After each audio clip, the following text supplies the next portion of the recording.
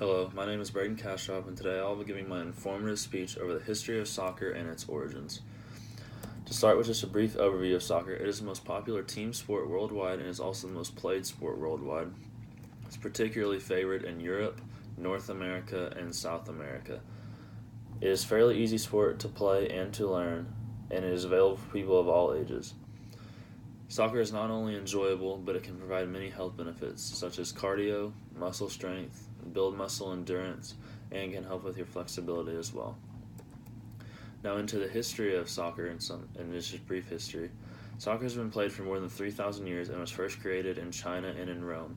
At this time, soccer and rugby were basically the same sport. They were one and the same, and they used a cow bladder as their ball.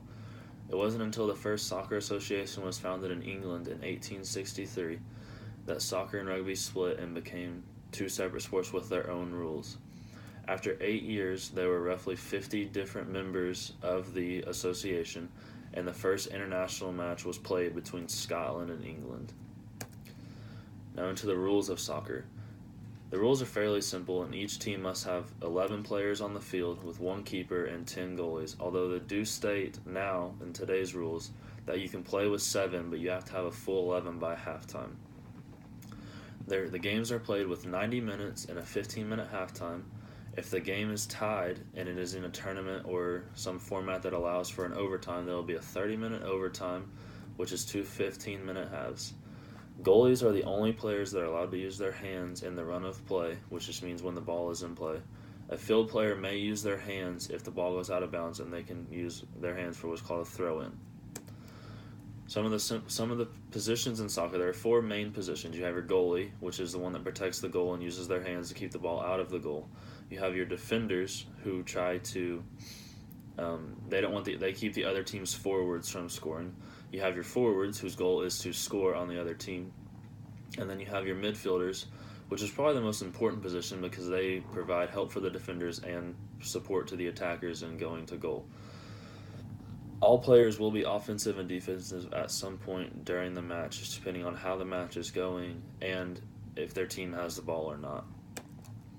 The equipment for soccer is also fairly simple. Really, all you need is a uniform. In an official match, you'll have a uniform with a number on the back matching the color of your other team's uniforms, but different than your goalie. Your goalie has to have a separate color. You'll have shin guards to protect your shins from getting kicked or bruised or anything like that. And then you'll have your cleats, which are certified. They have to be certified cleats. And then as far as practice, every team should have a set of cones, soccer balls, and targets in case they want to scrimmage or something like that.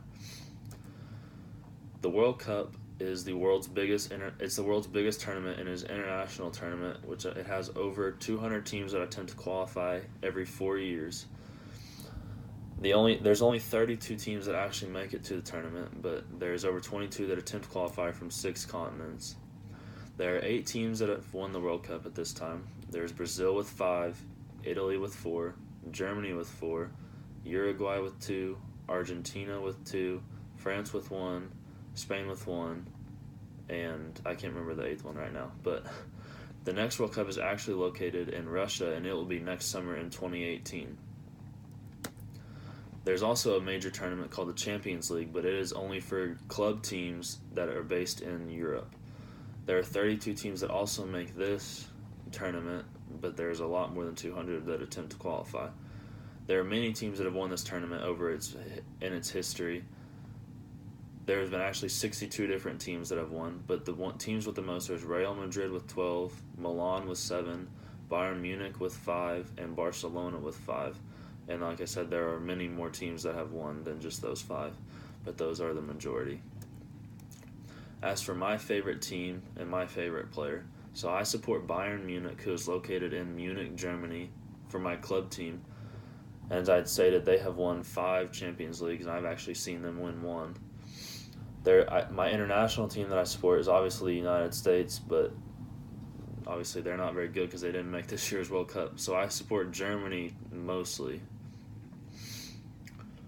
And the reason I came to support Bayern Munich was from my support of Germany, because many of Bayern Munich's players are on the German national team, and so I get to support them both.